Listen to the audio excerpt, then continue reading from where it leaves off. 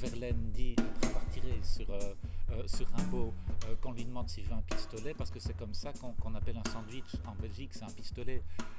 Et lui, il se dit, mais enfin, il se moque de moi. Je peux parler de Baudelaire 2 secondes?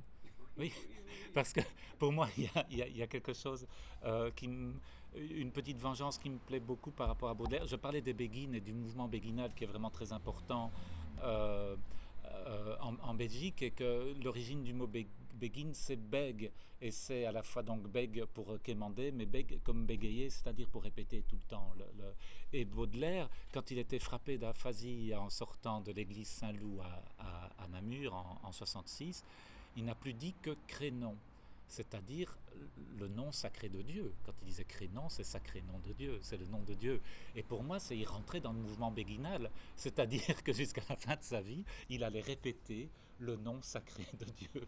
Et donc, je trouvais ça, quand on fait une histoire de la Belgique comme ça, de voir à quel point des choses peuvent se répondre les unes aux autres, parfois comme ça d'une façon un peu amusante, mais enfin, je ne sais pas si c'est amusant pour Baudelaire, mais on pourrait vraiment faire un livre sur la haine de la Belgique et également des écrivains belges, parce que les dadaïstes envers soi, Clément Pansars, Jostens, même Michaud, avaient une haine de la Belgique, mais quelque chose qui était colossal.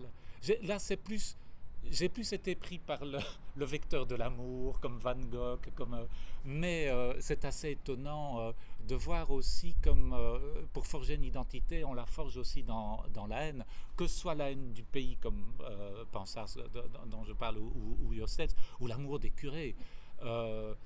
Hugo Claus, il dit quand il pleut, j'en veux aux curés. C'est de leur faute. Et, et on sent toujours cette mauvaise foi qui est, voilà, qui est présente. Comment, je veux dire, un voyage, hein, c'est pas la qualité de la Belgique, mais comment un voyage peut révéler un homme à lui-même dans tous ses aspects.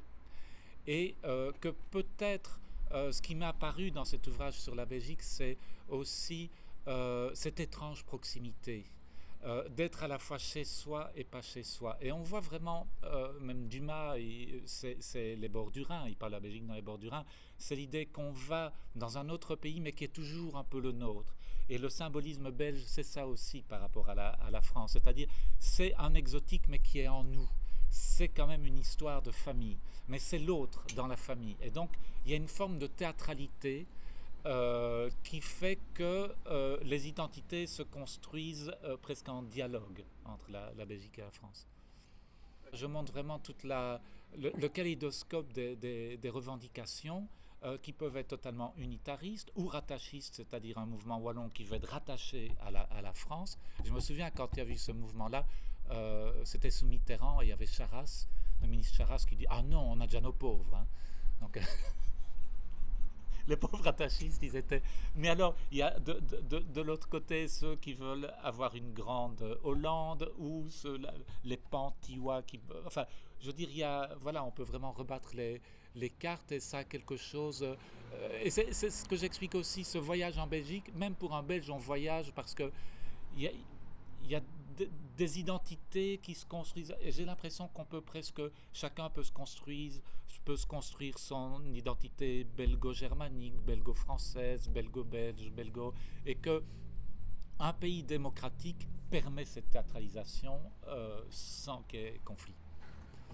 Le bal du rat mort, c'est quelque chose d'extrêmement folklorique, où chacun porte un écu avec son blason, donc ça fait partie de ce côté un petit peu kermesse flamande, mais qui est toujours aussi ça frise. Alors, c'est très baroque, mais il y a toujours presque comme une forme de religiosité qui est derrière, enfin quelque chose qui euh, aussi avec une forme presque désespérée d'une quête de sens. Et chez Ensor, ces discours sont complètement, presque dadaïstes, et ça fait presque mal à la langue, parce qu'il y a la perte de sens. C'est jouissif, et à la fois ça fait mal. Et son discours, là, au début, pour le rat mort, c'est absolument invraisemblable, comme il va vraiment amener la langue jusqu'à son non-sens, mais vraiment, il l'amène dans la matière. Et c'est presque le plaisir d'avoir le mot dans la bouche. Et ça, c'est quelque chose qui est aussi, à mon avis, qu'on voit très fort en Belgique, c'est le mot lié à la matière. C'est peut-être dû aussi au fait qu'il n'y a pas de tradition littéraire belge avant finalement 1850, enfin avec de Coster, quoi.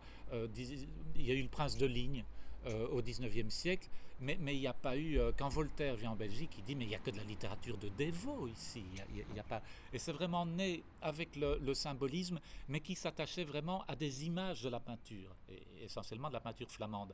Et le mot dans l'inconscient est quand même lié, je ne dis pas que le déterminisme est aussi clair que ça, hein, mais le mot est quand même assez lié à la matière de la part des écrivains, et presque en retour ou en miroir, on voit à quel point les peintres ont fait venir le mot dans leur propre matière. Donc Ensor a vraiment écrit dans ce tableau, Magritte l'a fait, il y a Marcel Brottars, il y a d'Autremont, Michaud, et donc il y a ce rapport qui est